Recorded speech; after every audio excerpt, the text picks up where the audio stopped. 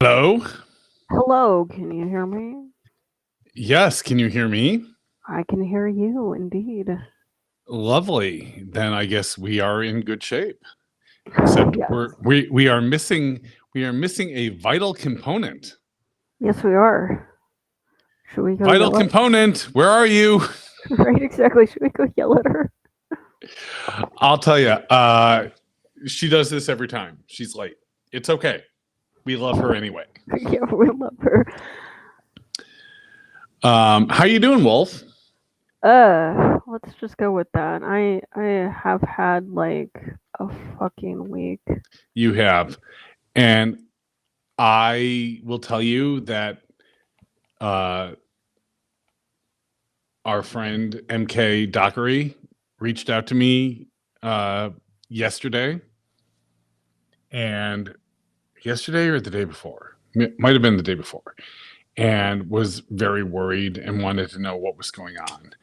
And I ended up on the phone with MK for like an hour, like talking about everything that was going on and why I left TikTok and what you were going through.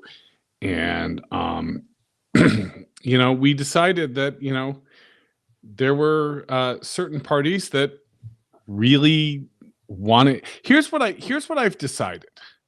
There are certain parties over there that what they want is to be influencers. Oh They're yeah, no.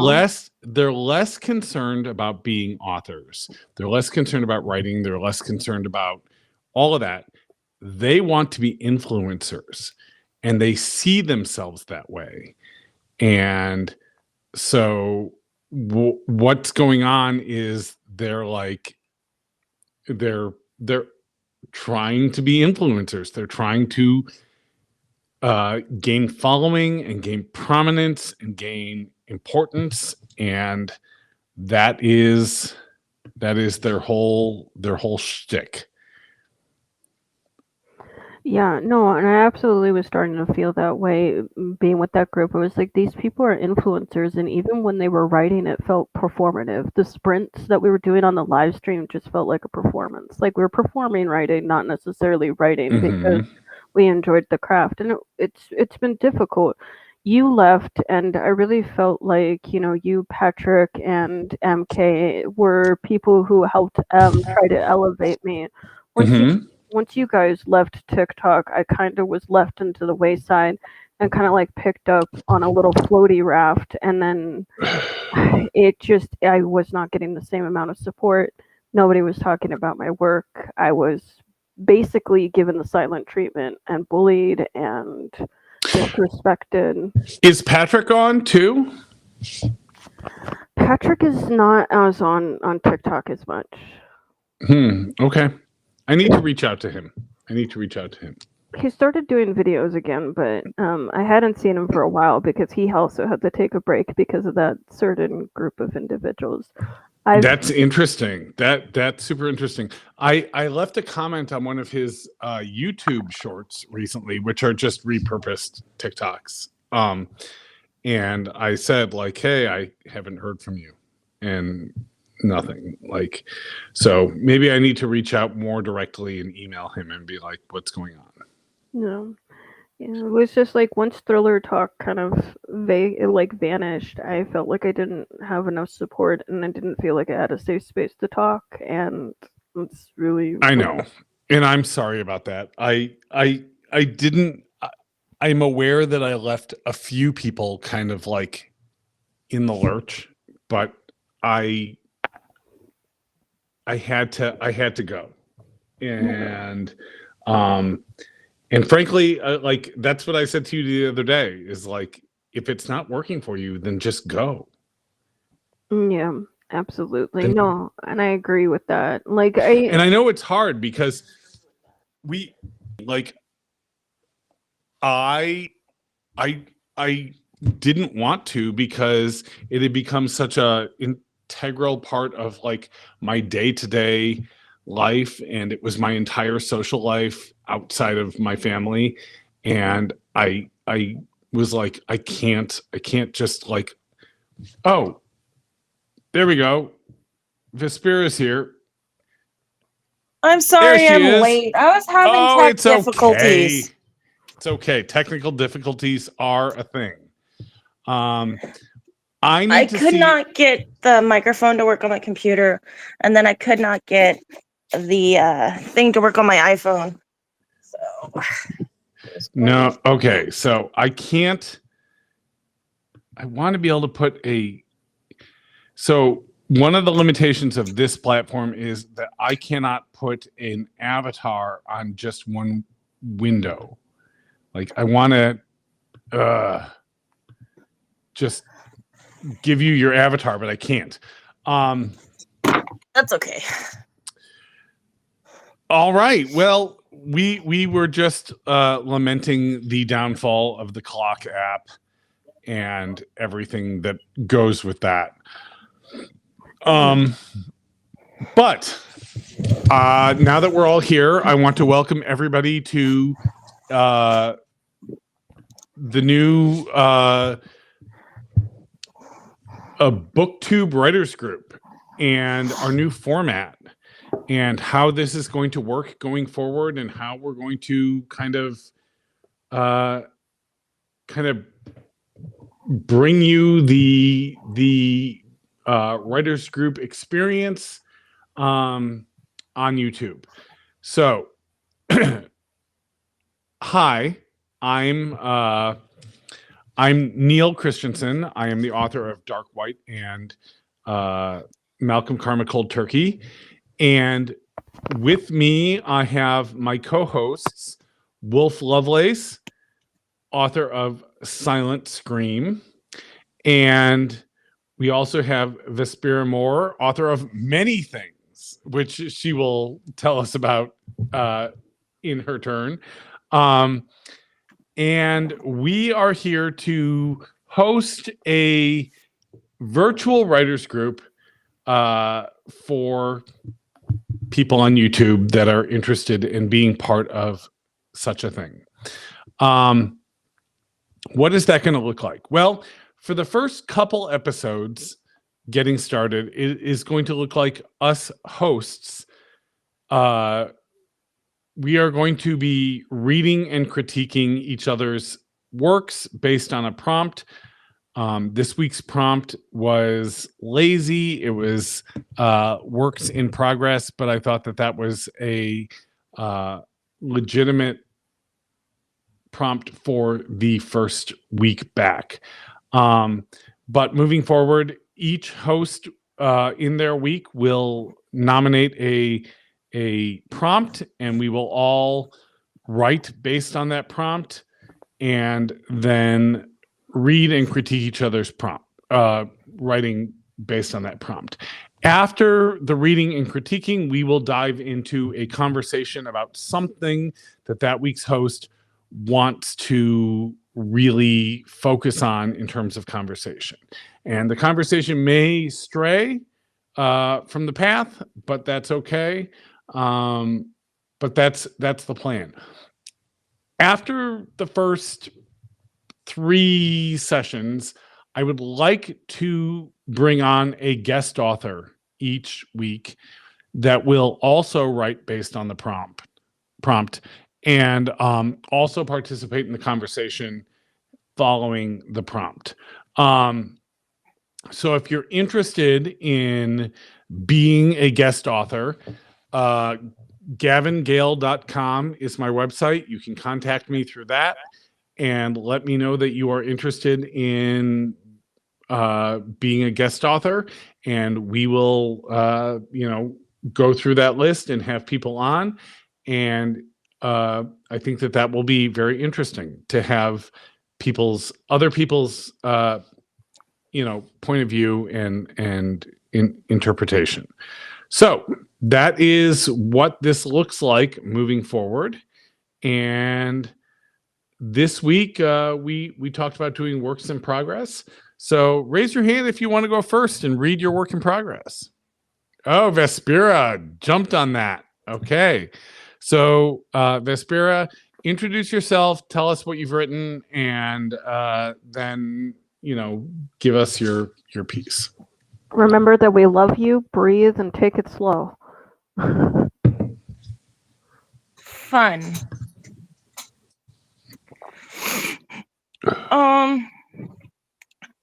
My name is Vaspira Moore. I often get overexcited when I read, so I speed read. But they'll try to slow me down. This one's called Twine, Flame, and Blood. And it's sort of was going to be like my experimental piece into doing sort of fantasy apocalypse that takes place in the future. Well, maybe not future, but I don't know. Hot and dry were the first sensations she felt. A collision of sounds blared. Ermitude went, shaking her head as light blinded her. She fought to keep her eyes closed, a long stretched-out buzzing, switching pitches, deafened the sounds of screaming. Her eyes snapped open, the color of flames, before settling into a dark chocolate color. Ermitude turned her head in both directions. To her left was a group of children with mixed colors, hair, and genders.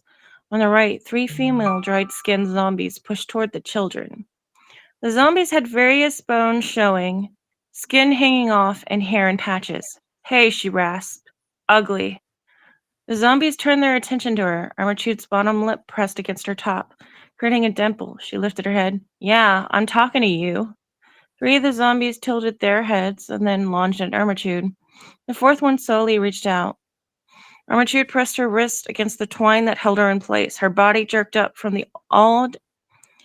odd-shaped wooden fence post. Dirt and sand kicked up from beneath, revealing runic symbols drawn in black. The twine gave way, and she undid her ankles. The 3 zombies made a long moan at her hunched-over back. Ermitude smirked at the dusty ground. Her hand swooped over the narrow-styled black boots, removing dust.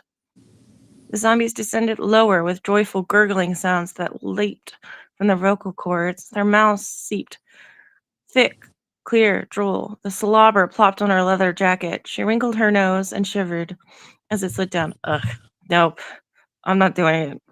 Her jacket sizzled. The drool crackled and popped. The group of children whacked each other, slowly backing away, their faces displaying horror. They ran behind an abandoned truck. The boys peeked out, whispering to each other, "She's gonna get eaten." I should have stayed home. The girls leaned out with furrowed brows. The zombies lunged downward, their mouths hanging open. Flames slowly consumed her. The zombies wilted back with charred mouths. As the zombies backed away, Ermitude stood, her arms spread open. "Ah!" She screamed. Flames burst from her, consuming the zombies and the broken asphalt. The children only saw a flash of fire. Her screams penetrated their eardrums, causing blood to slowly trickle out. They all glanced at each other. A loud, extended beep took away their ability to hear. After a few seconds, Ermitude emerged from flames, with flames puffing from her bell-bottom jeans. She pulled out a pair of sunglasses and plopped them on. She glanced ahead and saw nothing but abandoned rusted cars, containers, and busted-up asphalt. Her head shifted to the sides, revealing fields of wheat that practically stretched the length of the highway. Ermitude stumped her heel and then tilted it to the side. Steam rose from behind her. The children's eyes drifted to the bubbling, spitting asphalt. One of the girls wandered to the other side of the truck. Her eyes widened at the sight of a medium-sized wooden cross attached to the dark fence. She turned, facing the others, catching sight. She turned back, facing the others, catching sight of the woman. That is it.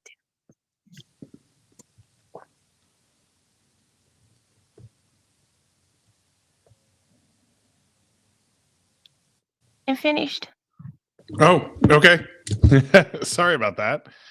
No, it's okay. No, it was kind of short. No, it wasn't short. It was just like you just finished. Wolf, you want to go or you want me to go? You can go first. What do you call it? Let me drink my tomato soup and get food out of my mouth so that way. That's fine. That's fine. So you've got a story here.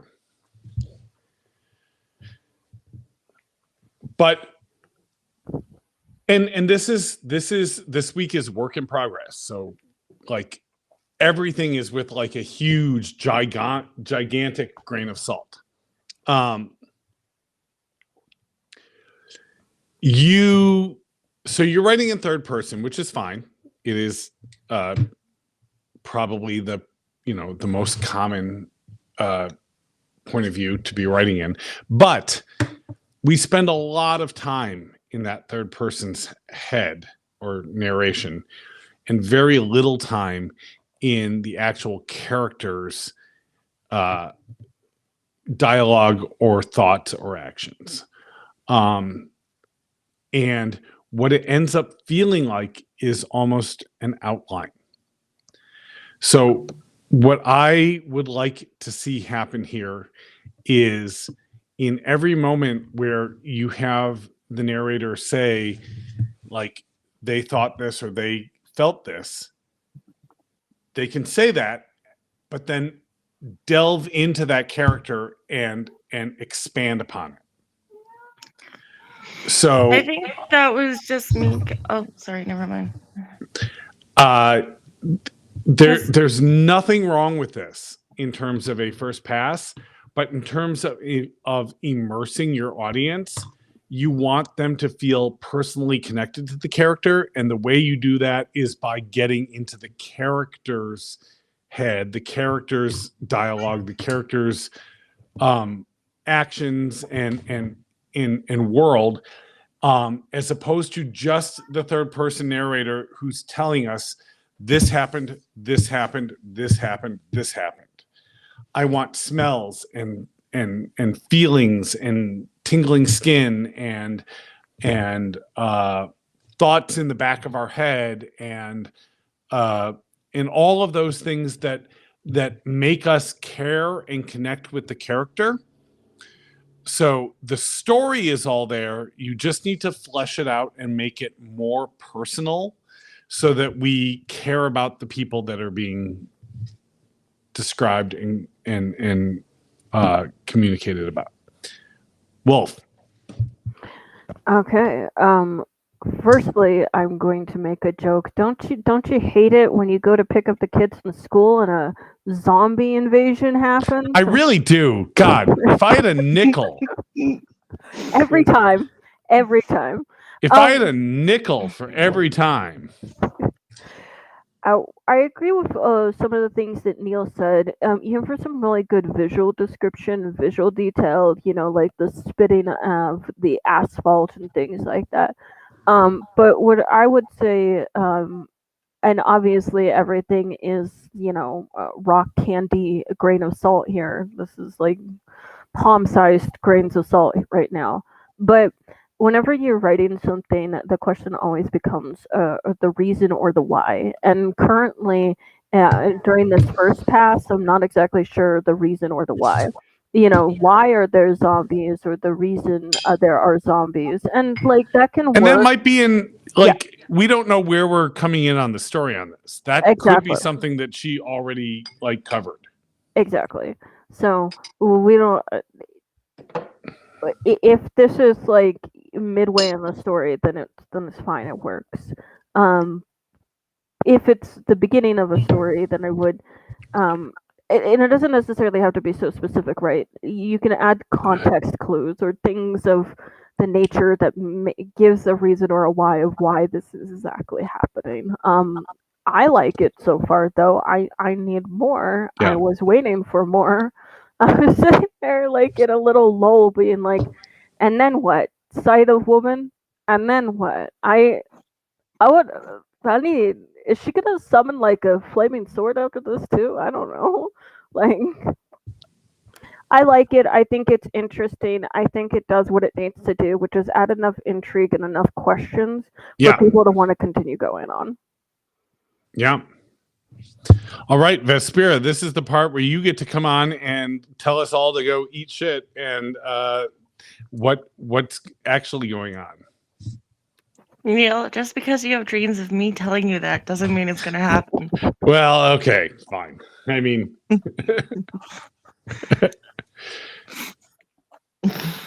Okay. Look, you know, a man I has was what he trying has. to We limit hold on to the it. third person omnipresence because I usually write in third person, but I was told by somebody that when we do omnipresent third person that it kind of loses people because not a lot of people are really interested in that third person introspective. What? Yeah, so I think this was the piece that was trying to work on that a bit, but also it's like the very beginning. Like her story, there's a story before this scene that doesn't involve the kids, that involves why the zombies are happening and why she was there. Like, she has basically been asleep for a lot of years, tied to a fence post. And essentially, she thought she was dead.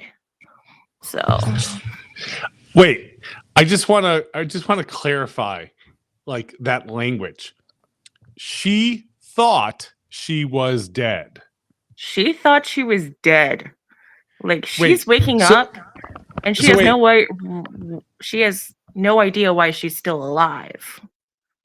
Because she did like a self-sacrificing spell, but it got fucked up. So instead, like, she's just kind of alive and things went to shit. Yes, but how can one think that one is dead? If you're thinking, you're not dead. Like, she wasn't thinking. She literally, I don't know. I guess she assumed she was dead, or maybe she's been trapped in her mind. Let me rephrase this. I'm going to actually step back from this because I am coming at this from a certain philosophical and possibly theological point of view, which is if you are capable of thought, if you have consciousness, you cannot be dead because death means the end of consciousness. And I observe that there are people that probably do not think that. And so I will retract my comment. Well, Neil, what I was going to do was I was going to come in this with from a psychological aspect of it, as somebody who deals with depersonalization and derealization and disassociation. If you explore that in the character about being disassociated, then that necessarily could work about somebody feeling like they are dead, especially when you're talking about the structural theories of disassociation and experiencing disassociation. There's a difference between, though, feeling like you're dead and actually thinking that you're dead. This is also true, but sometimes I feel like I'm dead. Tell me, I mean, tell me if I'm wrong, but like there is like it delves into philosophical and theological realms that we don't need to like necessarily touch on here. But like from my point of view, like if you are capable of thought, if you are capable of like having of forming the thought that I must be dead, then you can't be dead. No, see, she's been asleep, and all she dreamed of was black. So technically, her conscience was there, but not there. At the same time, Oh, I see what you're saying. She went into it believing that she was going to die. Got it. And that's that. Kind of, sorry. No, go Wulf. And that's kind of what derealization feels like, or disassociation feels like, is you disconnect from your own consciousness so much that you basically feel like you're either in a dream or you're dead. I experience that like myself, like on a regular daily basis. I have disassociation issues as well, and I deal with that in my own therapy. But yeah, so we are both like retracing our steps and saying this is fine. Yeah. Dog. Go on. There was technically like a little bit more to it, but I like didn't do that because it was going to be the start of a new chapter because I was going to do it on Wattpad. But I think I'm like gonna go through and rewrite some of it. Okay. Anything else you want to share with the group? She is half Wraith. Well, not half. A quarter Wraith, a quarter vampire, and mostly witch. Because her I mean, I mom can do fell the in math love there. with a vampire, but a dead thing and a living thing can't make a kid. So then she ends up summoning a Wraith, and then somehow like steals power from a Wraith and creates a kid. And that's what. So here's what I would tell you in terms of like authorship. You want to get rid of the somehow. I don't care if you get rid of the somehow on the page, but you have to get rid of the somehow in your head. There's no she somehow does this or she somehow does that. It doesn't matter if it's on the page, but in your head, you have to know how. True. You have to, because it affects the way you write it. You have to know everything about your characters. You cannot MacGuffin. Please give me the spray bottle. Yeah, I heard a kerfuffle. You cannot MacGuffin. You can MacGuffin to the audience, but you cannot MacGuffin to yourself. You have to know for sure in your own mind why something happens or how something happens.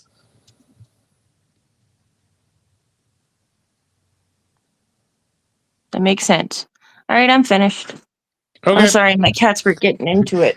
Oh my God. Don't get me started about cats. My fucking cat. Okay. Wolf, you want to go or you want me to go? What do you call it? You can go. Oh, Jesus. Thank you. You're so welcome. much. You're welcome. I so appreciate that. Let's see if I can figure out. There we go. Okay. Hopefully when I switch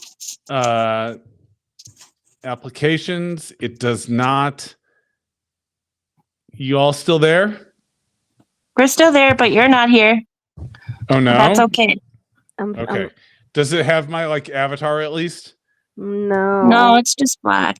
Oh, that's lovely. But that's okay. Well, it's going to have to be because I have to read. Okay.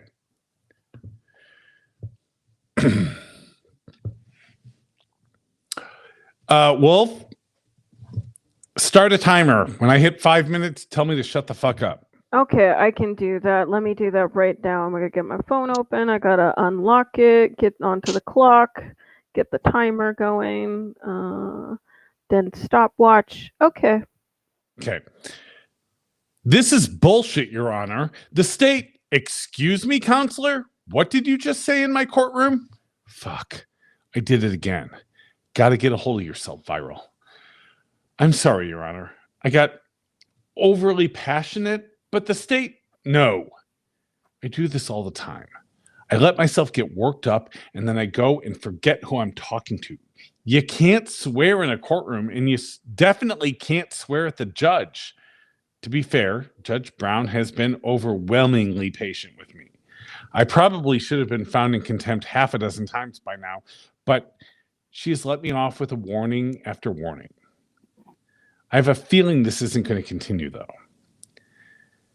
Ms. Youngblood, enough is enough. The state has proven their case. The jury has returned a verdict, and if this was your first time in court, I could maybe excuse this. But you've been doing this for how many years? 5, Your Honor. Jesus, 5 years? This shouldn't be shocking to you anymore. It's time to get your act together and start behaving like a professional. I'm finding you in contempt and fining you $5,000. You have 10 days to pay the court or I'm imposing jail time. I nod. It certainly could have been worse. Yes, Your Honor. And Miss Youngblood, a nickel's worth of free advice. If you want to stop losing, stop representing guilty people. I let out a short breath of laughter. Somebody asked you. I say under my breath. What was that?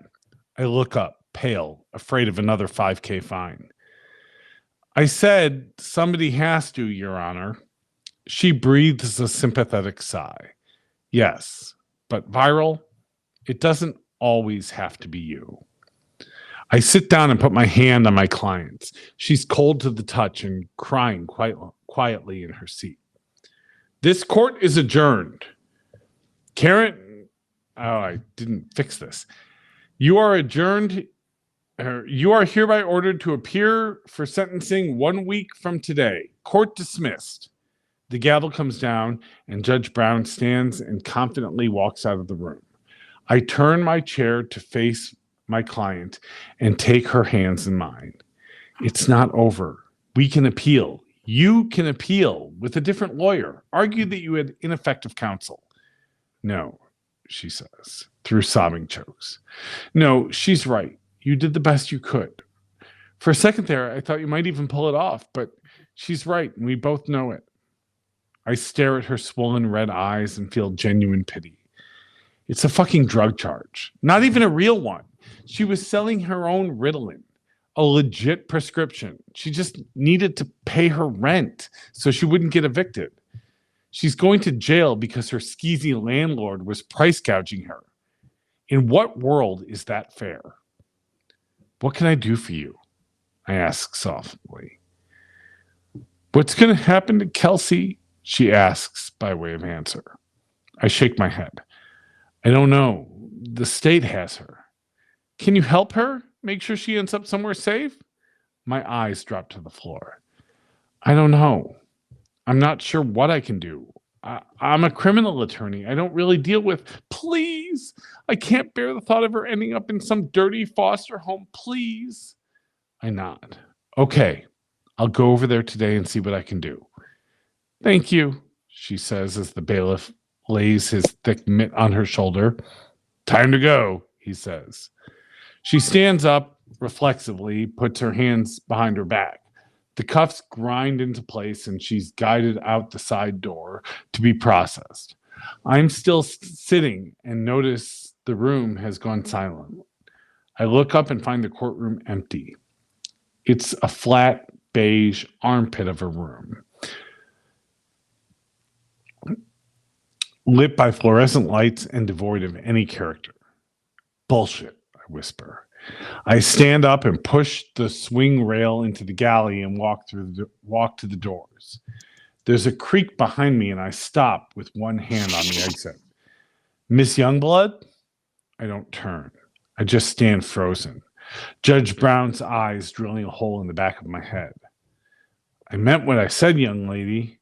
Long breath. So did I. I fight the urge to face her.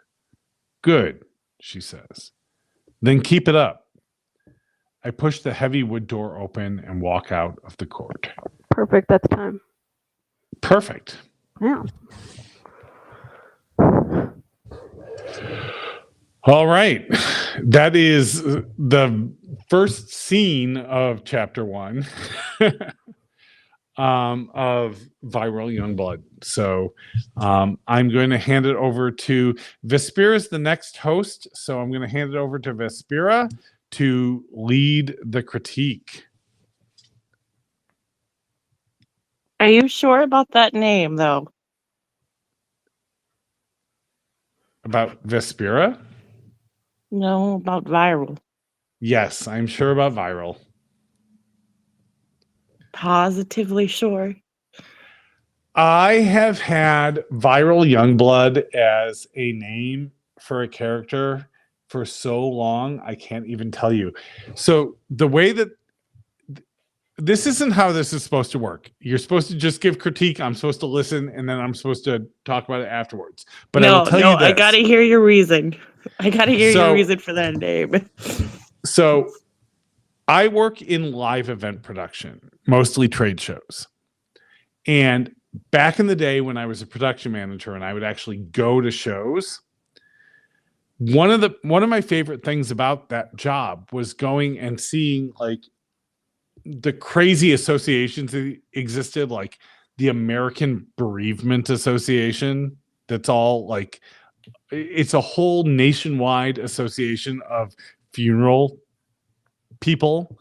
But I don't remember what the organization was, but I was at an organization's, meeting, And in one of the rooms, there's in all these rooms, there are like the breakout rooms where people get in small groups and talk about things. Everyone has like name tents. So there's these little folded cards with your name on it in front of where you sit.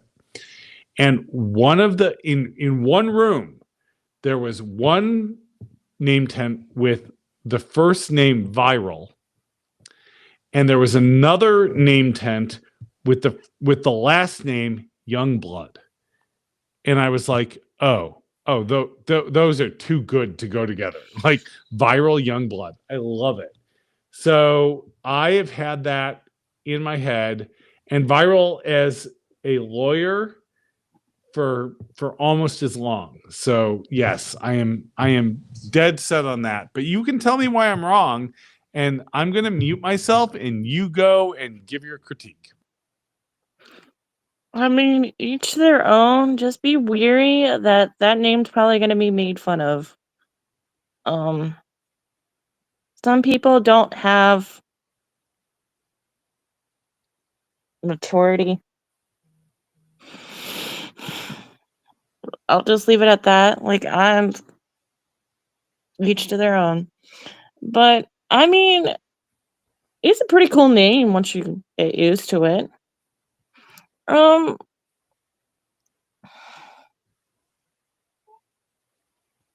don't really have anything bad to say. I just thought the name was kind of odd. And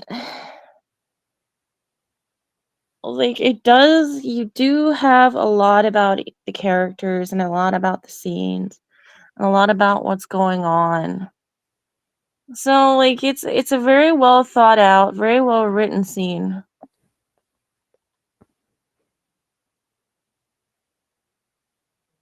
My cat just shut the door on itself. It is now sticking its paw underneath.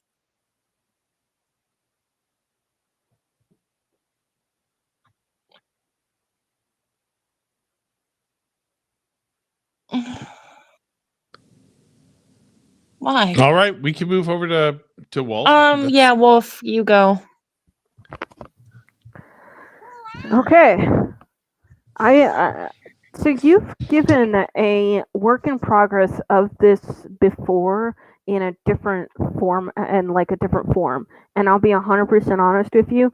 I would read this over the first version you gave because this I actually like. The first version was I love you, but it was rough. I personally like the name. You're talking to somebody who like named a character Justice once, so like I'm just like I get the name because I do the same thing with the names. I think that it's really good. I think that you literally made me snort laugh some tomato soup or with one of the lines. Maybe you need to stop representing guilty people, and I'm like, that's okay. I would say though is so we do see her frustration, like this is bullshit, and we see some of that internal dialogue, but I would like to see a little bit more of that internal dialogue. Well, as you say, it's like I would like to see more like details of I'm fuming underneath my skin while trying to remain polite or something like that. Because you have those elements, but so what do you call it? The one criticism that I get all the time is that it always comes off stream of conscious, like it's the very first thing that you wrote or the very first thing that you saw. And so now what it just needs is a little bit of that polish, a little bit of that like addition, the seasonings involved in it. Like I'm fuming under my skin while, forcing a polite smile and being like, yes, Your Honor, you know what I mean?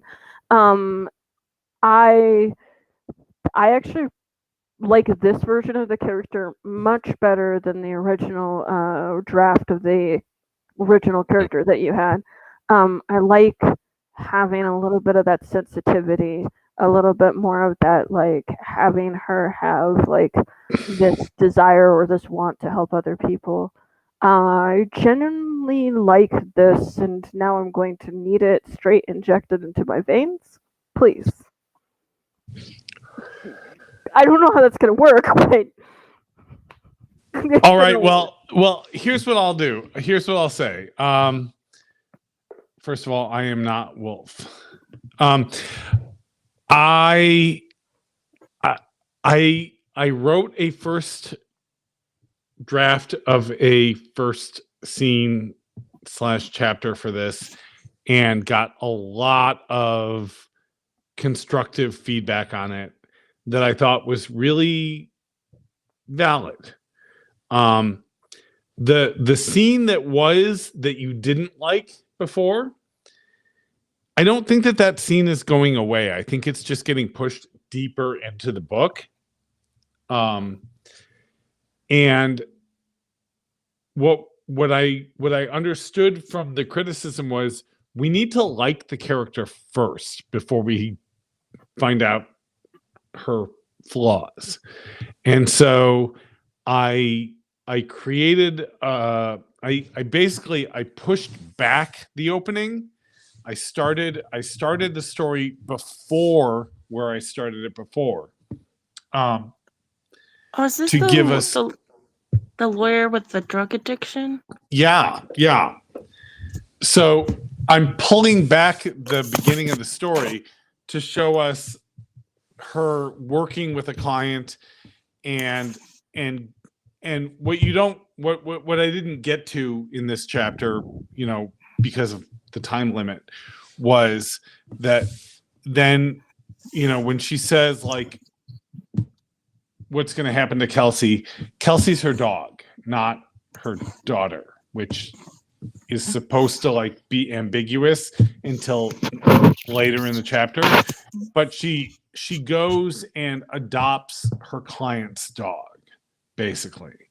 And she's trying to save her client's dog because she couldn't save her client. And we're trying to show that she is a good person that wants to help people, and that is like, we're trying to build her up as like having good intention, having a good soul, being a good person before we start showing all the cracks in that, because everybody has cracks in that.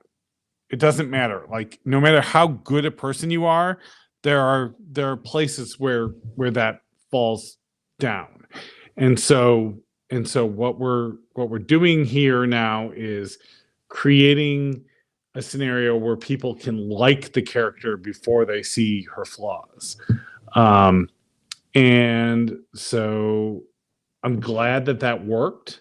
I'm glad that people, that you guys felt better about her.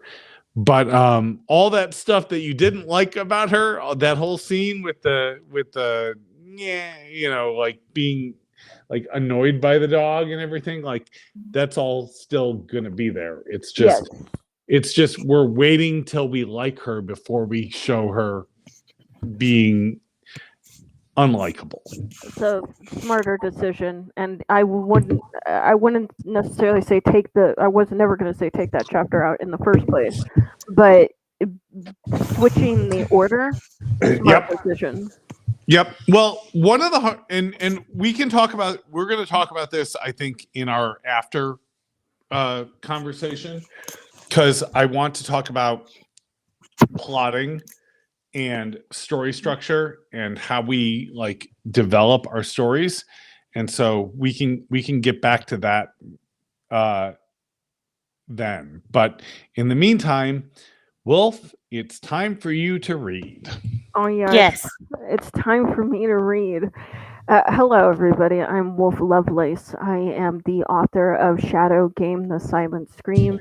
Shadow Game, The Silent Scream is the first book of my series, Shadow Game. Wow, one thought that was the piece of information that I am giving today is like maybe chapter 4 or 5 in between book 2 of Shadow Game Innocent Rose. A little bit of Shadow Game Innocent Rose, and this time around we are basically dealing with the death of a celebrity who basically cosplays as my version of a Barbie doll. They're called Glitz Glam dolls. In the meantime, in the background, several drag performers who are of color have also died, and the entire book is necessarily about how Hannah's death, the Glitzglam doll actress, her death overshadows the death of the drag performers. It was part of like the way that Shadow Game discusses hard topics like that. Any chance? I know this is an after question, but any chance that the name Hannah in that is a reference to Handmaid's Tale? You'd love to say yes, but no. Yeah, I'd love to say yes, but no. But the entire story was inspired. It's so great because when I was talking to people about this book and the synopsis of it, they consistently brought up Gabby Petito, and that was literally the inspiration for this. Was using like the Gabby Petito is almost like a foundation for the book. So what we have right now is basically Spencer and Nathaniel, my two main characters, because this is a Sherlock retelling. Basically are coming to the Glitzglam doll manor and doing something with the body. Okay. I'm gonna also have to put up my clock as well, just in case. But I'm gonna. I'm not timing you. I knew that I had like 2,800 words, and I knew I was never gonna make it. Yes, I'm gonna wait for Vaspira. Yeah, where'd she go? Oh, there she is. Okay. Perform a ritual, a summoning. So, what do you call it? Some context for this is we drove up a mountain, we got into the building, we're just about to come up to the body. Okay, cool, fantastic. Good to know. All right. Now, if my thing would load, thanks. I should have made this clear that this is a Nathaniel chapter and this is multi-POV. I'm waiting for Vaspira and she keeps... She was there and then she left. Okay, Vaspira, don't go anywhere. Stay. We love I'm you. not Stay. trying to. Stay. All right, here we go.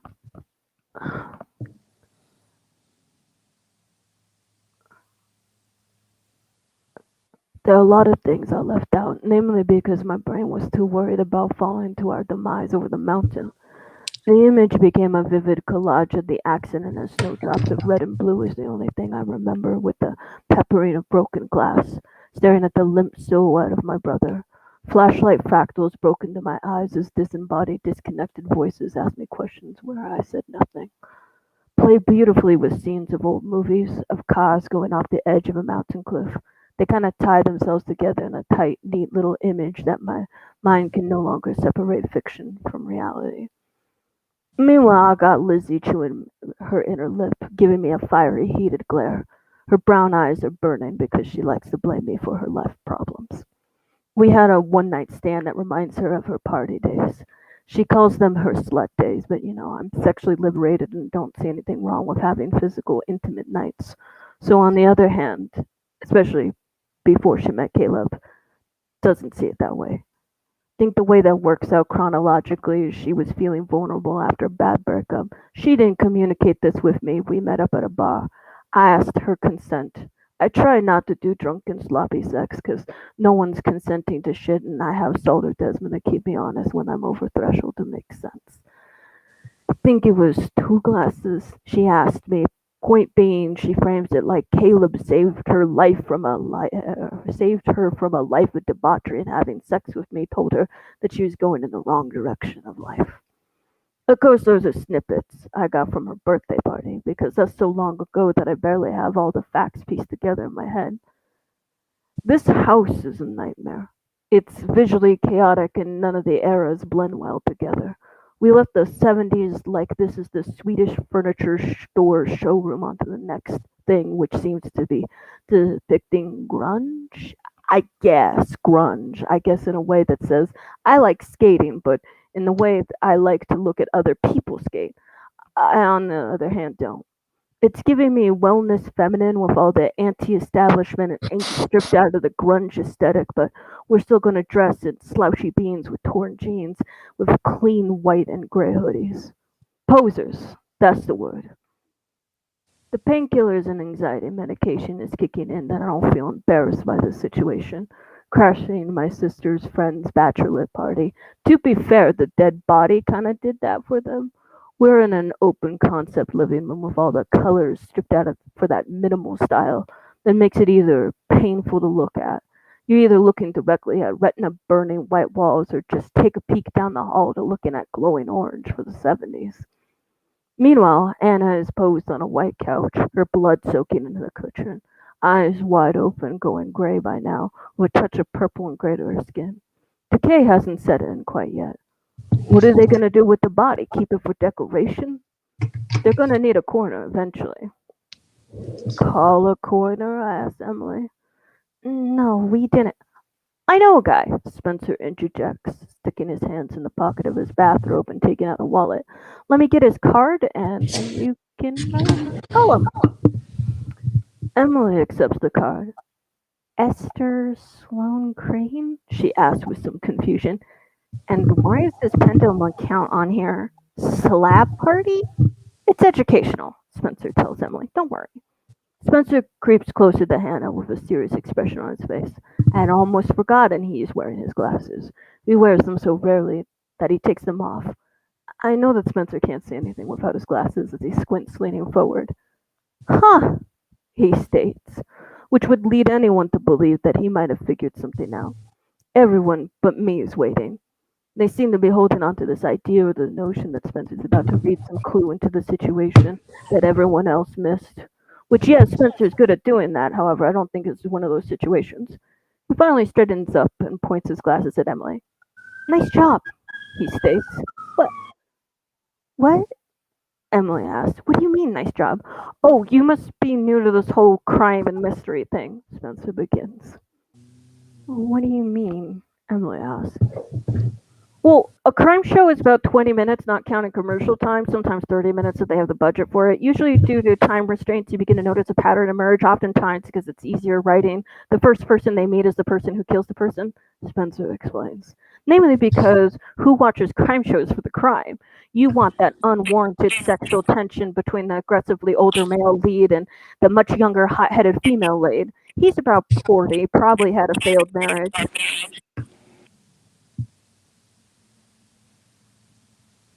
Sorry, I was getting feedback. I fix it. Okay. Namely because you watch those crime shows for the crime. You want that unwarranted sexual tension between that aggressively older male lead and that much younger, hot-headed female lead. He's about 40, probably had a failed marriage. If not a failed marriage, very not so successful relationship, and or his partners died in action and he could bear to lose them. In a surprise character development, we find out he has feelings for said partner and discovered love, so he can't get too close to this partner for fear of losing her too. She's usually 20-something, usually mid-20s, but late 20s works too. She's a sexy tomboy with a fierce and fiery personality who rolls her eyes at the 40-something-year-old male lead detective because he's so old and stuck in his ways. But she finds his stoic attitude somehow charming, and she breaks through his defenses when he discovers feelings and cries for the first time in front of her. Oh, but we're still solving a murder. There's a break in the case. The first we met, they have a discrepancy in their alibi. Are we following me? Are you just recapping an episode of Criminal File Investigations? Verity asks.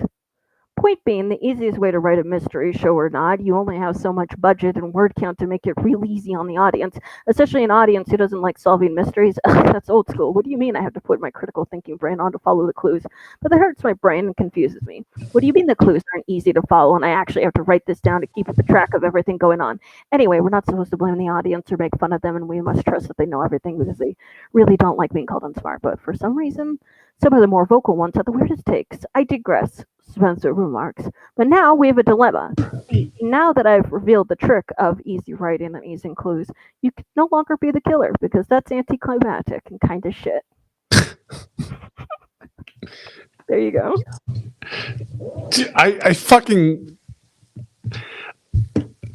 I mean, I say this with all the love in the world, Wolf. I fucking hate you.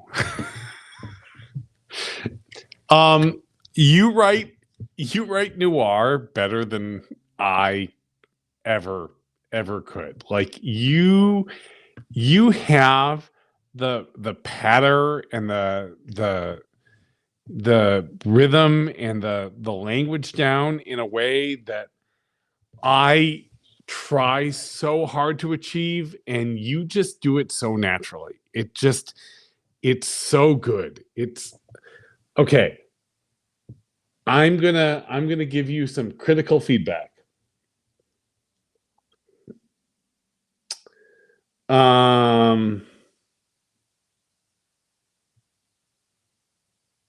Fuck.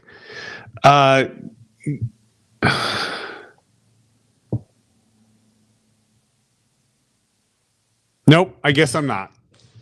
I hate this. Every time you read, every time you submit, I'm like, I am gonna find the thing that Wulf did fucking wrong, and I am gonna God damn it. Okay. What did Wulf screw up on here?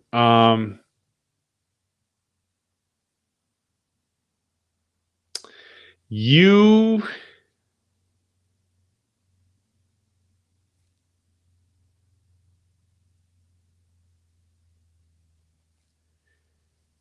I don't know. I give up. Like this like it's so close to perfect. I can't even. I hate doing this. It's my job to have critical feedback. But the problem is that you are writing my genre and you're writing it better than me. And I'm not upset about that. It makes it hard for me to find the thing that should be fixed. You know what? I'm going to give Vaspira a chance to talk, and I'm going to think about it for a minute. Vaspira, you're up. And hold on. I got to fix you because I think I took your volume down. Okay, there you go. Mean. Okay. First things first, Wolf, your stuff is always amazing. I love your characters. I love the settings you do and how humanistic you make everything feel. And then you don't hold back with thoughts and how they express themselves. And you certainly know what you're doing because you know your characters inside and out. And Neil, I want to say I think you're still trying to find your style within noir. And that After two noir novels, I'm still trying to find it. I appreciate that. Thanks. like it's not like I think you're developing a style. Not that you're trying to find it, that you're not I don't know how to put it, never mind. I didn't mean it to be insulting. No, I'm totally. I know that. We're all friends here, Vaspira. I appreciate I love what how you're saying. sarcastic that sounded at Like, that point, and I know you don't mean it that way. Yeah, like, look, we're friends. You can say anything you want. I know what you mean. I get it. Like, I honestly think that most of your stuff is gritty 1950s mixed with 2000s, and I am so much in love with it. And I always get sad, and I'm like, yes, make this a thing. Wulf has the rhythm. That's what he has. Does. He fucking has the rhythm. He has that like musical rhythm of what a 1930s noir should sound and feel like. It's like music. It's so good. And my we are here to give some critical feedback. I will say here's what I came up with. Wulf, I'm not always sure who I'm hearing when you're talking. I'm not always sure which point of view I'm I'm supposed to be in, whether it's a third person like omniscient narrator, or whether I'm actually seeing it from your protagonist point of view. But it's so inconsequential because the story still comes across, and the like it's I don't know, like I need to take lessons from you. You have the rhythm and the musicality of it down cold.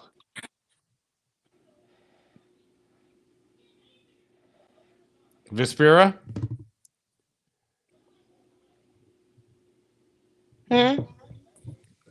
You have something else to say?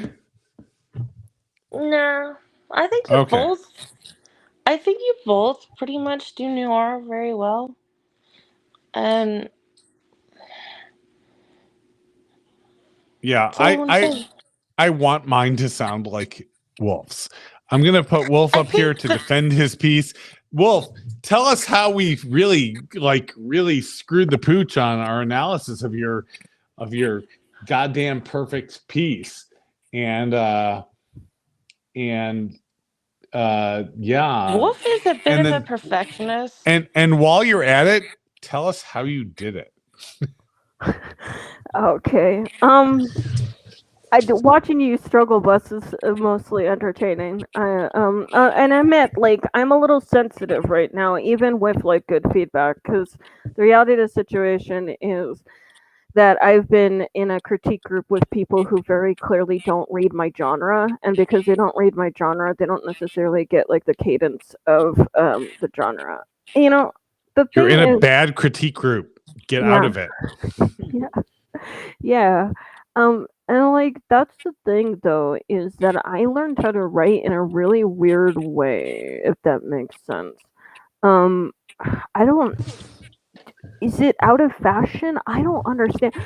I, I'm so confused because I remember growing up and I used to take creative writing classes as my extracurricular courses. And one of the things that they taught you was that you're supposed to read your work out loud. And I don't use the machine to read out loud for me. I read it out loud myself. Yep.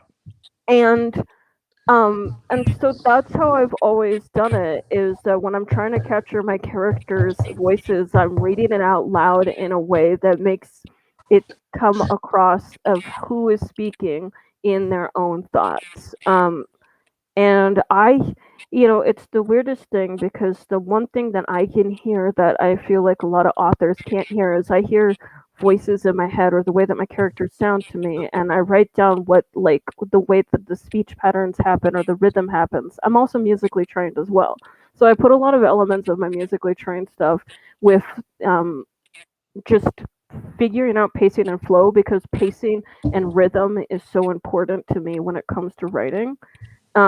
Whereas like a lot of people, they like, oh, I write scenes and I see movies in my head. Well, I hear the rhythm, I hear the heartbeat of the story in my brain hole, and that's what I'm trying to capture all the time, is the rhythm of it, not just the scene of it.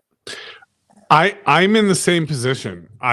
When I write, I read, like, I'll write a paragraph and then I'll read it aloud to myself and just be like, oh, and I will swap out words, because like if I have a word that doesn't work, I'll swap it out for a synonym that just has the right number of syllables so that it flows better, right? And and I've thought about writing dialogue and writing in general, but especially dialogue, as music for a really long time. And then I saw an interview with Aaron Sorkin, who is my hero in terms of writing. And he talked about it the same way. He said it's like music. Like, you have to have that rhythm, that pattern. The words should come out in a way that feel like music. And I really strongly believe in that. And yours, I really pay attention to that when I'm writing, and I think that I get close, but yours come off in a way that like I strive for.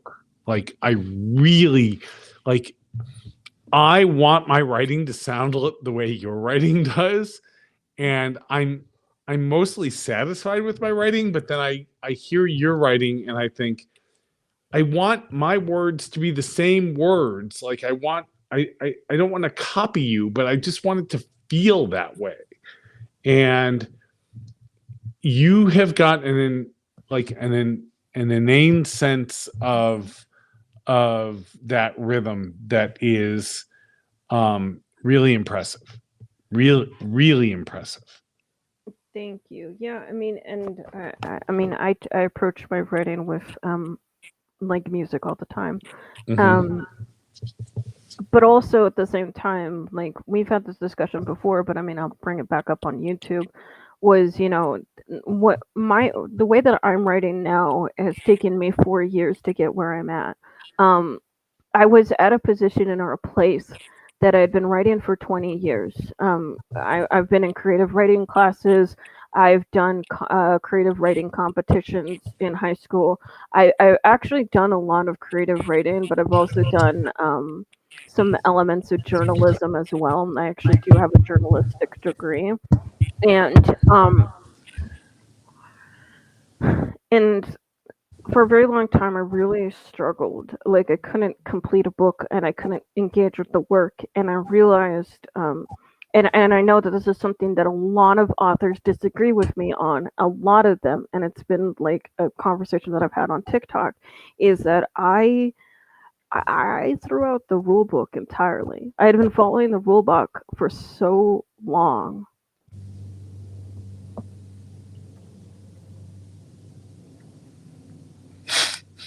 For so long. And I couldn't like write in the conformity standard way because it's just not the way that my brain processes information. It's not the way that I process communication. It's not the way that I process language. And I just had to embrace my natural language when it came to writing rather than trying to like fit this like Chicago manual style editing. Oh yeah, fuck that. I'm on board with. And you know what? I get in fights even with my own partner on a regular basis. Forget writing. Like we'll be at a party, a backyard barbecue or something, and she'll be like, "Oh yeah, this happened," and I'll be like telling the story, and she'll look at me and she'll be like, "Neil, like skip all that, get to the point." And I'm like, "No. This is how you tell a story. You have to have like the foundation and then you build up and you get to the thing. You don't just like say the thing that happened." And it is the storyteller in me that causes me those kinds of like hiccups because I want to tell a story the way a storyteller would, not the way a person at a party just like dumping information would. And it is to this day a detriment to me socially. Yeah. What do you call it? No, I get it. No, it's just it's one of those things where I implore authors to look at things from outside perspectives. I mean, like that's the thing is that like I've been inspired by authors who do look outside the perspectives, and I was Ellen thought I was slightly naive when I wanted to become a writer. Is that I was inspired by individuals like Sir Arthur Conan Doyle and Edgar Allan Poe and Tolkien and all of these people who look at the world from an outside perspective. And I'm like, I want to be like that. And then I realized, oh God, I got the same reputation as the rest of them. Poe was laudably hated. Sir Arthur Conan Doyle's probably not nearly as praised as like I think some other authors of the time. Tolkien is probably one of the more like individuals on a pedestal, but for the most part, like I'm realizing that the people who inspired me are just as misfits and just as much of outcasts as I was. Yeah, so many of them were not like recognized until well after their careers to as the geniuses that they were. They were, you know, berated and degraded for their individual personalities in their time. And it wasn't until their work was separated from their personality that they were able to be recognized. Yeah. Yeah, exactly. It's a struggle because I think that I recognize that at the same time. It's just like I wish that it wasn't the case because I value other people's perspectives so much, and I'm just like, why can't we have more people who just respect other people's perspectives? Because to some people, having to respect another person's perspective is like trying to backtrack on their morals. But it has nothing to do with morals. Yeah. It's not a morality issue. It's just a perspective issue. Yeah. You But did say people some. Sorry. tend to go ahead. equate. No. But people have a tendency to equate it to like their own morality for some reason. Well, we are in a society right now where anyone that disagrees with you on like so there's a million different things to have an opinion on, right?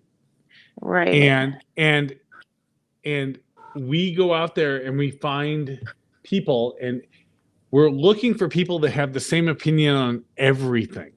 And if you have a different opinion on any one thing, it's like, oh well, now we're enemies. We can't be, you know, we can't have a discussion about things. We're just we disagree on one thing, and therefore, like we are, you know, adversaries. And I was having this conversation with our friend MK Dockery the other day, and if anyone wants to read amazing like fantasy fiction, go look up MK Dockery.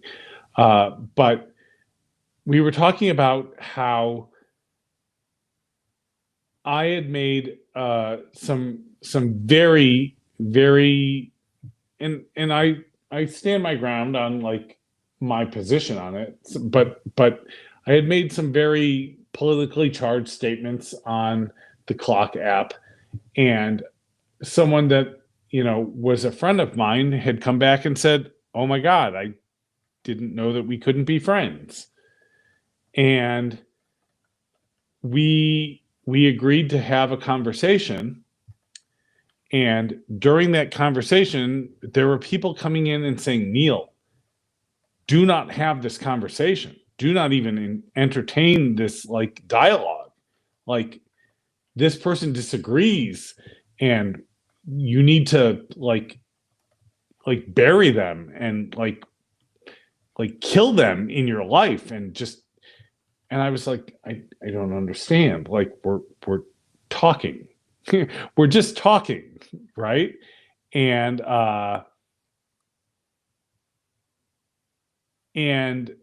that person, you know, I have continued communication with them, and I think that it is more important for us as a society and especially as artists to hear perspectives that we don't necessarily agree with and work those into our understanding of the world and society and our art, and then to say I'm not willing to even hear it.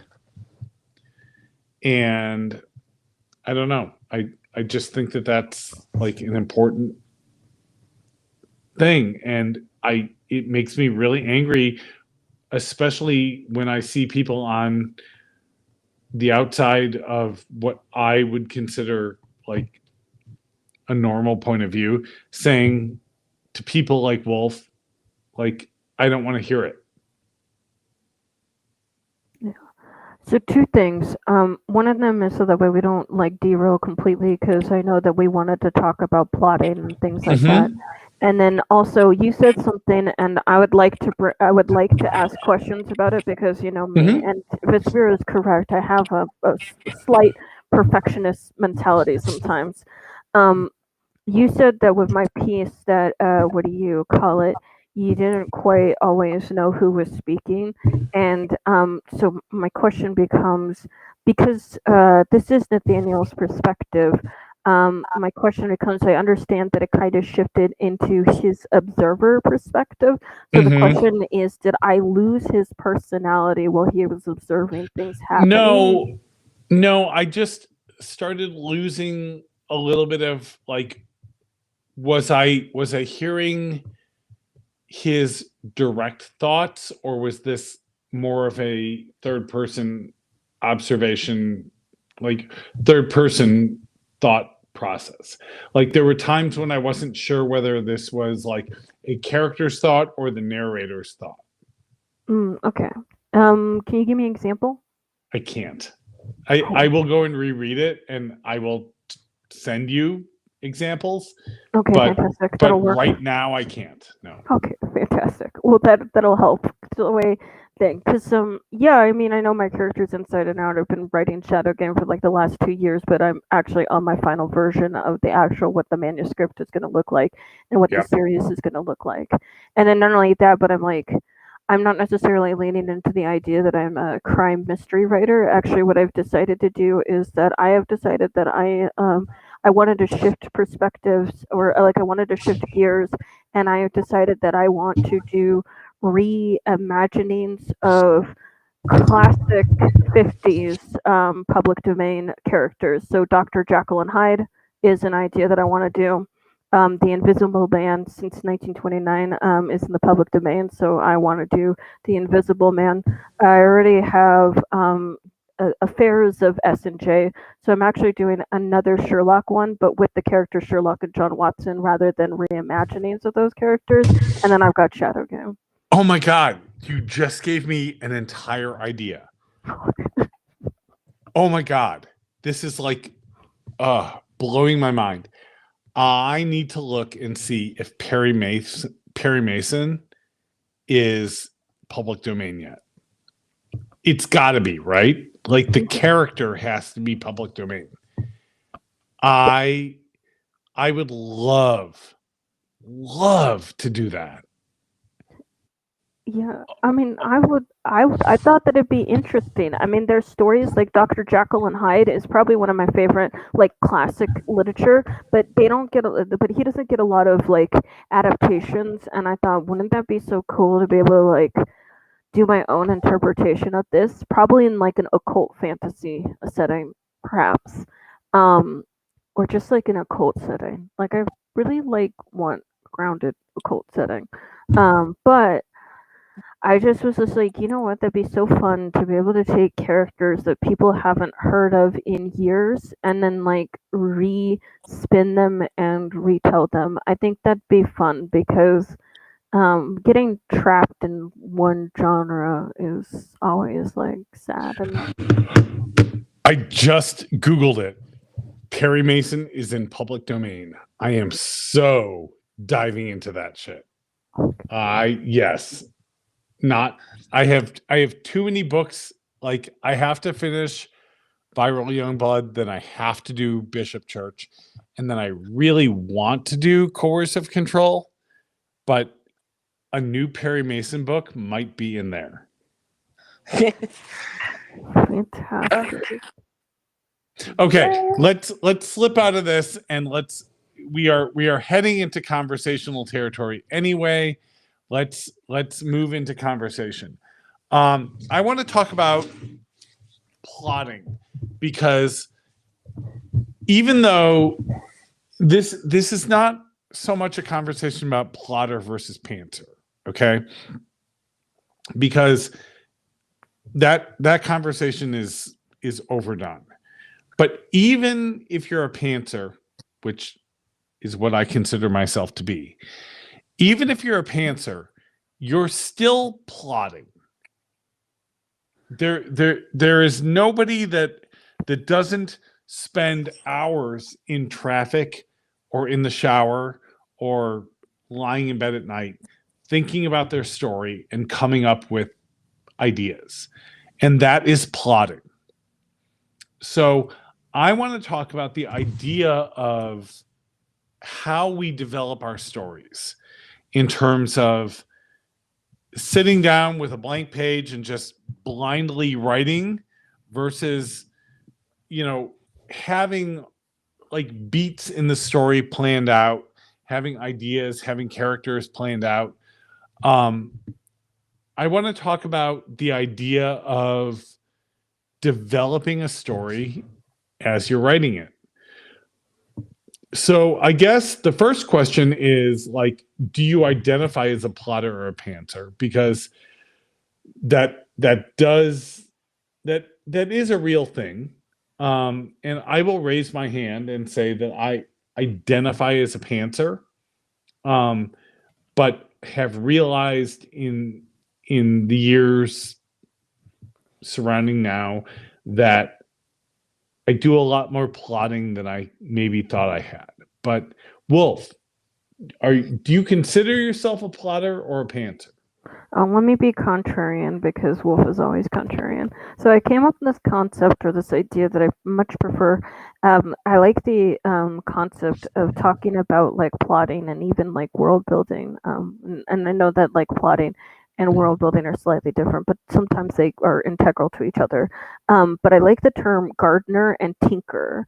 So a gardener is somebody who plants seeds and those seeds begin to cultivate or grow, and so that's usually like bottom up processing, whereas a tinker is somebody who basically does all the outline and everything like that, and that's top down processing. And if that's the case, then I'm a gardener. I've heard it referred to as gardener or architect. Yeah, that's also tinker, architect, those are synonymous of each other. Right. Like, so an architect is someone who like builds the entire framework ahead of time before they start writing, and a gardener is someone who like plants the seeds of an idea and sees where it goes. Yes, exactly. Vaspira?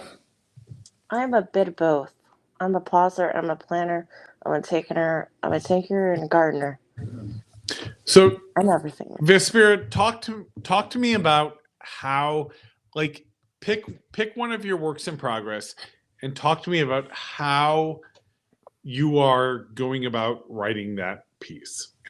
Okay, so it depends on what story it is. So, like, if I were to pick Falling Darkness, I definitely didn't plot that one out. It started out as pantsing, but as I went along, it turned into plotting.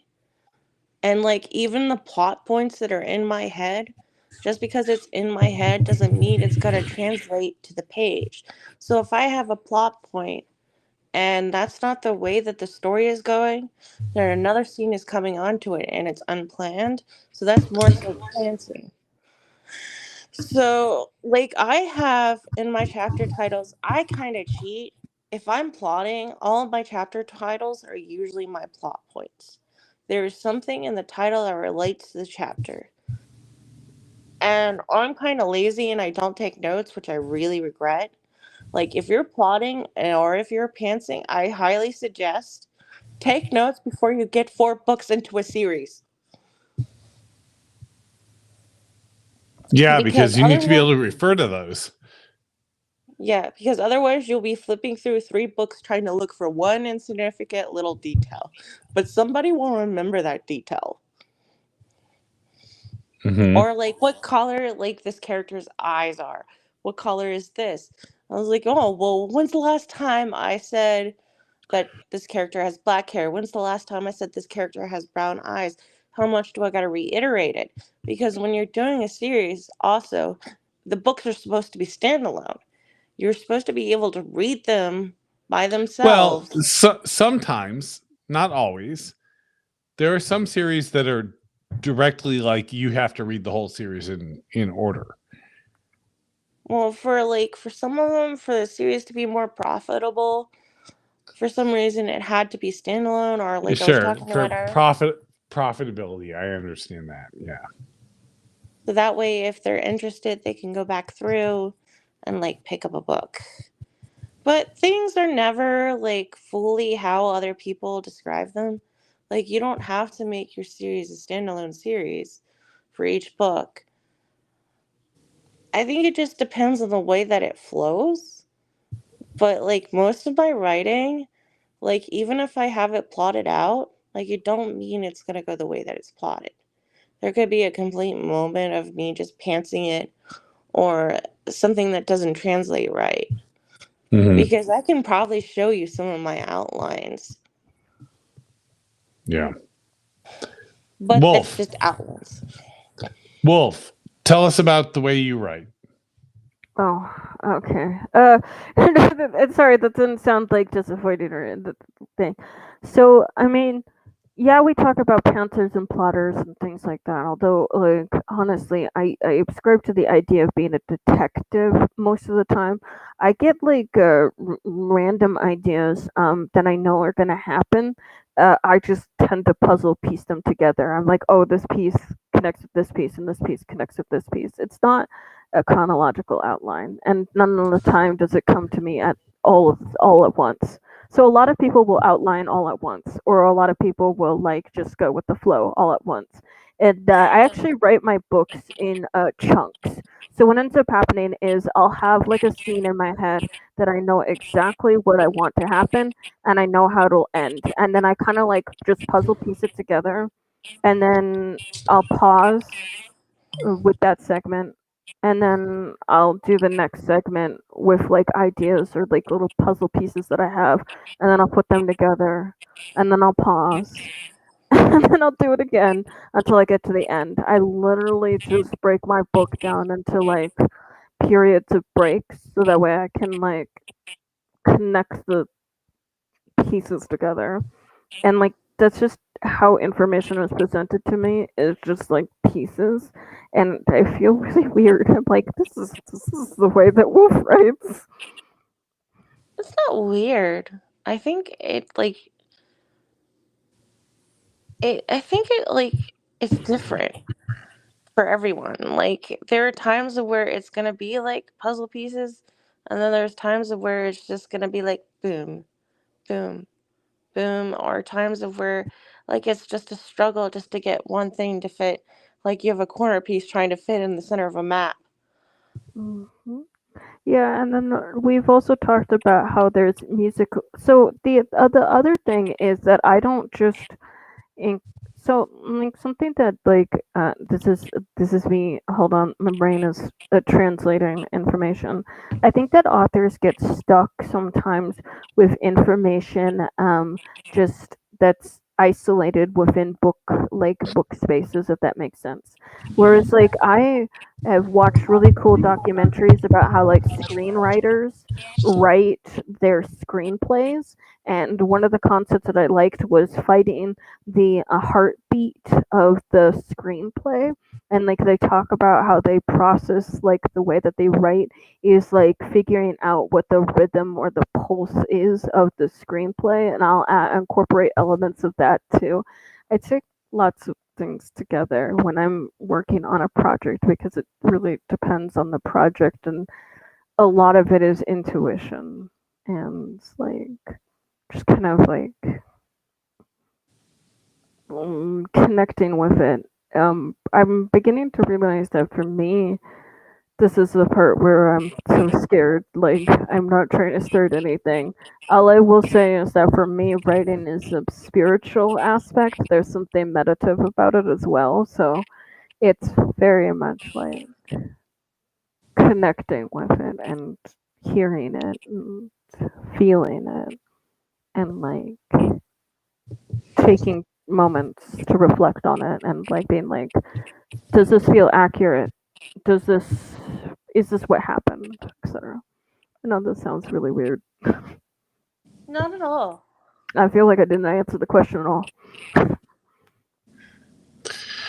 Right. So What for about me, you? like Dark White was almost entirely not almost entirely. It was entirely pantsed. I had a moleskin notebook, and I just kind of carried it around with me, and I just wrote.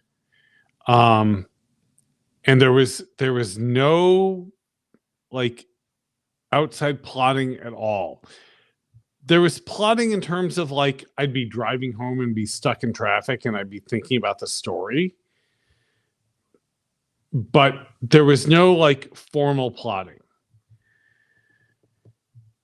Malcolm Karma was very, very similar. Like I was writing that on Twitter originally when Twitter was Twitter. And then I moved it to my website, and I just kind of did it bit by bit. And it came to me as I was writing it. And I think there's a lot of positives that came out of that, like creatively, but I think there was also a lot of like negatives or like problems that came out of it in terms of like continuity and just I had a character. I think that the biggest downfall of Malcolm Karma, and I think Malcolm Karma is a great story. I really do. I think it's worth reading. I think it's a good story. But the biggest problem with it is a character that things happen to, as opposed to the character driving the story by their actions. So it's a bit reactive as opposed to proactive. And what I'm finding with this current story is that there's a lot of value in plotting ahead of time. And it doesn't mean, like, I've seen people that write like note cards, and they're like, this is a note card for scene 1 of chapter 2, and this is scene 2 of chapter 2, and like they just go on, and like when they go down to sit down and write, they just have a stack of note cards, and they flip it over and they go, okay, this is what's going to happen in this scene, and da da da da, and they write it out, and like, yay, I've accomplished that. I don't find value in that detail, but I do find value in saying, who are all the characters, and what are the characters' backstories, and what are their personalities, and what about those things that we know ahead of time influence the way that they interact with the other characters. And I think that there is a value in first of all, like, even as a pantser, I can't do anything until I know the end of the story. So if I don't know how the story ends, like ultimately, then I don't know what I'm aiming at, and I can never get there. And I just will babble on forever. I need to have a goal that I'm shooting at. And then once I have that, having like some understanding of the characters. So I was in this really awful writers group. It was terrible. But even the stopped clock is right twice a day. And one of the things that they said was that for every character that speaks, not necessarily a character that's just like you mentioned that they exist, but every character that speaks, you should have like a backstory for them. And you should have like a biography of them, because what they say and how they act in that moment that they are important in the scene is influenced by who they are. And so you have to know who they are. They cannot just be generic backstory character. And I think that's really interesting. And I really kind of took that to heart. And so I have in this current story that I'm writing, as I come across characters, I need to know who they are and why they're doing what they're doing, why they're in this story, why they're interacting the way they are, and what their history as a person is, and how that influences what they're doing in the story that we're, following at this moment.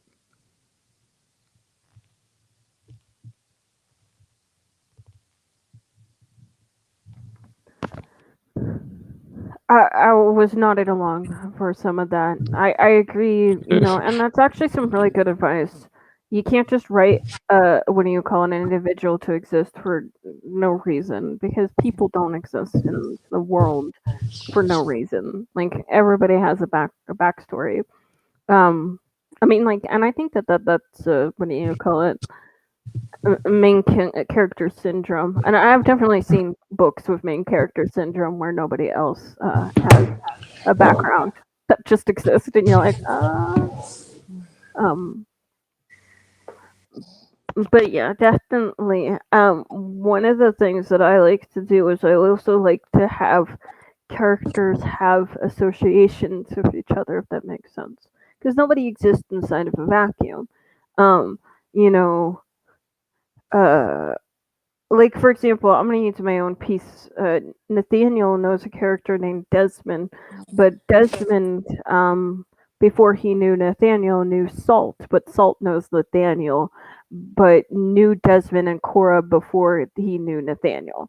And I like those kinds of little associations too, is being able to like weave social networks, because he'll just don't pop out of existence. And that is one of the weirdest things that I've noticed in books, is that sometimes the characters exist and they don't have anybody else they know. They just know the other characters in the story. You're like, this is really weird. What's going on here? And yeah, I'm the same way. I need to know the end and I need to know the beginning. And then I just thread things together. Sometimes I pants things more, or sometimes I plot things more. I will admit that there are times where I get frustrated with both. So, because I'm autistic, one of the biggest struggles that I struggle with is that if I give myself an outline, I have railroadism, which means I will follow that outline to a T and make no diversions. But I also have ADHD, so my ADHD gets very bored without detours or diversions. It just, my ADHD is just like, if this does not go off the rails at some point in time, it's gonna. So I try to not outline too much. I also struggle with my ADHD deciding that if I outline the entire story, it's done. I've done it. I've written the thing. Yes, my brain will go there. And I'm like, no. I totally get that. Like, okay, I've outlined it. I'm done. Like, I don't need to write this now. I've outlined it. And I'm like, no, brain, that's not how this works. You outline it so that way you can write it. So I had to learn how to accommodate for the way that my brain works. That's why I write in chunks. That's why I write like I'm going to use Act 1 and Act 2 and Act 3, but I don't necessarily subscribe to that because it's not always, my books don't always end in Act 1 through 3. Sometimes it's like Act 1, diversion to Act 1.20, diversion back to Act 1, back to the Act 2, to divert back to Act 2.5, and then also then 3, but then divert back to 3.5 to Act 4 that connects back to Act 1. Wait, what happened to Act 3.72? I know, right?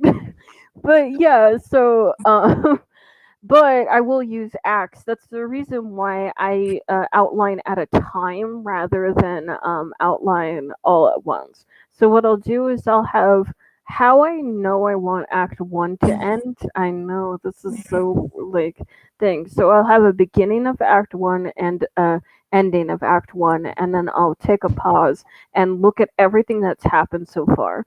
And like that's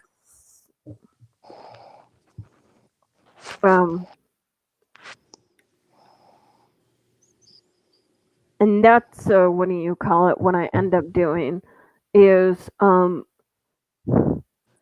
that's something also is that the way that I outline is a lot of people outline in like I've seen them before. They have like this entire outline of the entire story, but the way that I outline is like I'll write Act 1 and Act 1 from beginning to end, and then I'm like, well, okay, so this happened, so realistically, this would happen as a consequence of this because this happened in Act 1, and then this also happened in Act 1, and realistically, this character would react in this way, and then this would happen because of this, and so that's the way that I outline as well. Is that I outline not based off of this is I want this scene and this scene's gonna happen and this scene happens and this is gonna happen and this is gonna happen. Instead, I write it in a way of well, this already happened, and so naturally this would have to happen as a consequence of this.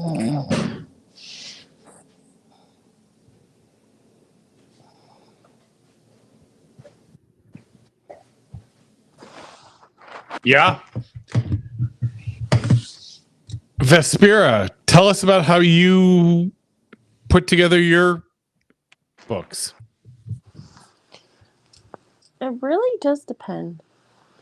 Like, usually if I'm working on a series, the first one is entirely almost pantsed. But I'm always thinking. Like, my brain does not shut off. Like, I could be working on one story and then thinking of another story, and it just continues. But there's some things that really stick with me, and like I said, like, I have like entire sheets that are numbered for like titles of chapters that are my plot points or things that I want to happen if I couldn't think of a chapter name. But everything has to be labeled. I cannot work on it if it does not have a name because my brain is like, then this is not an idea because it is not formed yet. The basis is there, but it's not a true idea for me to be able to work on it. So the first things first, I always have to have a name. Like, even if it's a temporary name, like, it has a name. Or else it can't be worked on because it's not a full idea for some reason in my head. The name will change throughout the duration of the creation of it sometimes. Most of the time the name stays the same. But, like, usually I start out with an idea on the things that I need to improve. Like, one manuscript I wanted to work on 1800s, I had to do some research. I did a lot of research, which helped me write the Larkin Mysteries. And my goal for starting the Larkin Mysteries was to work on my writing of like a couple, or like I wanted to include details. I did a lot of research for the Larkin Mysteries, for up to psychiatrists to like handwriting analysis to body language to like different things like that. And it really, when I start a manuscript, I have certain things in mind sometimes. Like, Our Darkest Truth was to work on basically scene description, characters, and 1800s. And the stuff that I learned from that one, I can now apply to a different story. And the more I get comfortable writing in a genre, the more I can take, oh, well, I can take this part and maybe a new idea will come from it.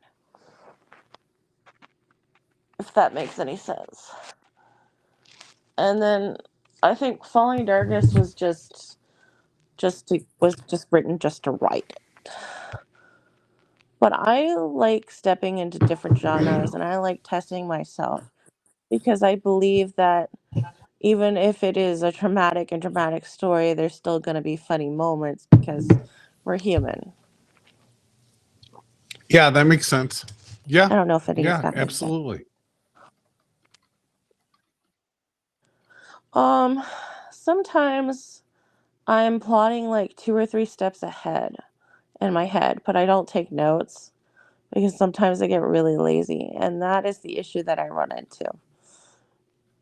And then I'm like, I need to go back through and reread my stories, and my mind is like, and actually take notes this time, and it's like, nope, we got to work on this now or this. But it's just, I think it really does depend. Like, everybody says, oh no, you have to be this way when it comes to writing a story or another way, or you can't be both.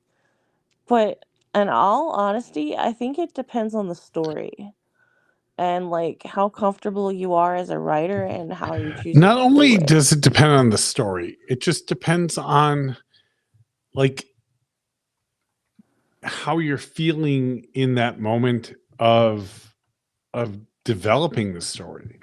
So I think that there's stories True. that lend themselves to being a pantser and just, but even like I say, even if you're a pantser, you're still plotting. Like the more I've written, the more I've delved into it, the more I've really like self-actualized the whole process, the more I realize that there is no such thing as a pantser in the absolute like pure sense of it, where you just sit down and start writing and there's nothing in your head and you're just going along with the flow. Like you're not writing an 80,000 word novel in one sitting. So between the moments that you sit down to write, you are thinking about the story and you are thinking about the characters. And when you sit down to actually write, sure, the actual dialogue, the actual words that people are saying, and even sometimes the actions that they take do seem to come out of nowhere, but they're not really, because you've been thinking about it between writing sessions. And that influences what ends up coming out of the pen or the word processor or whatever you're using. And so this is why I say, like, even as a diehard pantser, I think that plotting is something that is worth thinking about and discussing and delving into, because it's not as straightforward as just, are you a plotter or are you a pantser? Yes, there are plotters that are insane and have like note cards telling them exactly what happens in every scene of every chapter and how many scenes are in this chapter. And they can just like, once they've plotted it out, they can just sit down and just bulldoze through to a finished product. But that finished product is still just a first draft, and you have to go back and fix it. And that's no better than a plot or than a pantser going back and like sewing together the individual scenes that they've pantsed to make sure that they make sense together. And I just think that it is worth recognizing that these labels that we put on things in terms of plotting or pantsing are in both cases inaccurate, or at least fuzzy in their accuracy. Because, you know, a plotter will go through and be like, oh, well, as I was writing this, it makes more sense to go this way or that way. And a pantser will be like, oh, well, but I've figured out like the direction that I'm going. And the direction that I'm going is plotting. So I think it's worth just kind of being a little bit like self-observant to say that no matter what we label ourselves as, there's a little bit of the other side that leaks in no matter what.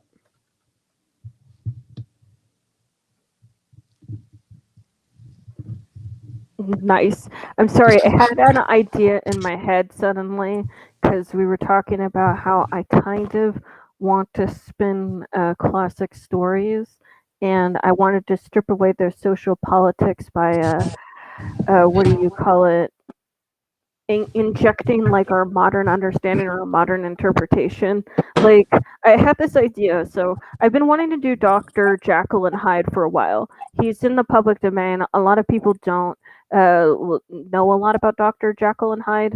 But like the mad scientist trope quite literally was designed because of people's fears of science. And I thought, wouldn't it be crazy, instead of making this man have like a potion and have like an alter ego that's killing people? I was thinking about this idea that Dr. Jekyll is a individual, because forensic science has only actually existed since the 1800s, but yeah, at the time it was not necessarily like considered accurate. It isn't accurate, but it's accurate enough, if that makes sense. And he's an advocate for forensic science and is trying to push this forensic science, but basically is being like laughed out of the industry because they're like, you are weird and not thing. And so what he does is he plots a fake murder to prove that forensic science works, and then creates a detective identity, something Hyde, to prove that forensic science works by solving the fake murder that he created. I love that. I do. The thing that people, I think, trip over with Jekyll and Hyde is that Hyde is really the real character, right? Dr. Jekyll is actually the secret identity, per se. Exactly. Yes. So exactly. like if you think of Superman, right? Superman is who he is. Like Superman is the character. Clark Kent is the secret identity, right? Precisely. Clark Kent is the fake version. And in Dr. Jekyll and Mr. Hyde, Hyde is the real version. And Dr. Right. Jekyll is the fake version. Correct. And I don't think that is frequently like observed in terms of that. I think that people think that like the composed and like put together Dr. Jekyll transforms into this fake like alter ego of Mr. Hyde, and it's actually not. It's actually the reverse. Yeah, the way that I was going to interpret that was that I was actually going to make Dr. Jekyll autistic, because that's just me, and then basically how essentially taking that concept of Dr. Jekyll being the fake person, put that in quotation marks, being autistic makes you feel fake in a society that does not accept you. Oh, I love that. I love that. Thank you. And then as Hyde, as the detective Hyde, as he's, trying to laud forensic science, he's, a little bit more like arrogant and like, the way that people would like want you to be. Yes, I love that. I love that. Yes, that I want to see that written. I've been It's wanting like- to write it for a while. It's like, have you guys read Devil in the White City? Oh no, I've not. I don't think so. Okay, so as a Chicagoan, like, it is required reading, so I've read it multiple times. But I definitely suggest either get the audiobook or pick up the book, Devil in the White City. It's about the first American serial killer. Okay. Ooh. Literally the first time there was an American serial killer. And it is very Dr. Jekyll and Mr. Hyde in terms of like who is the real person. And it is the amazing thing about this novel is that the guy who wrote it, and I can't remember the name off the top of my head. So like, forgive me. When I publish this, I'll put it in the notes. But everything in the book, anytime there's dialogue or everything in the book is basically everything in the book is true. So it's a novel. It reads like a novel. But if there is dialogue in the book, it comes from actual letters or documents. And the first American serial killer occurred during the Chicago World's Fair. And so it simultaneously tells the story of the Chicago World's Fair and the first American serial killer. And it is very Dr. Jekyll and Mr. Hyde. It is very it's all I can say is read it. Like it will change your point of view on fiction versus nonfiction versus it's deeply it deeply affects you. Yes. What do you call it? Yeah. No, I'm sorry. Now I'm like spinning this Dr. Jekyll Hyde Mr. thing going on because so the way that I'm interpreting this in my brain hole right now is that the way that I wanted to interpret Dr. Jekyll in my version is basically the imposter syndrome that you feel as an autistic person in like society, especially when you don't get.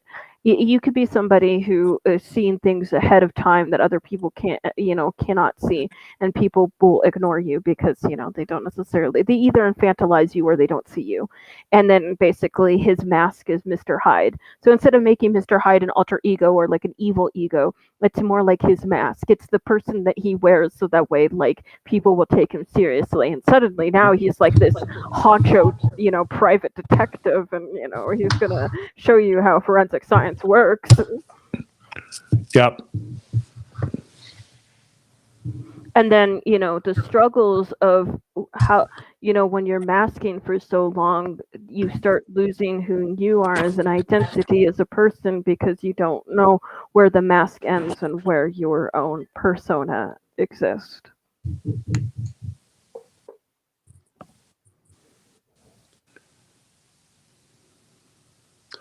All right. Well, I think that is a good place to wrap it up.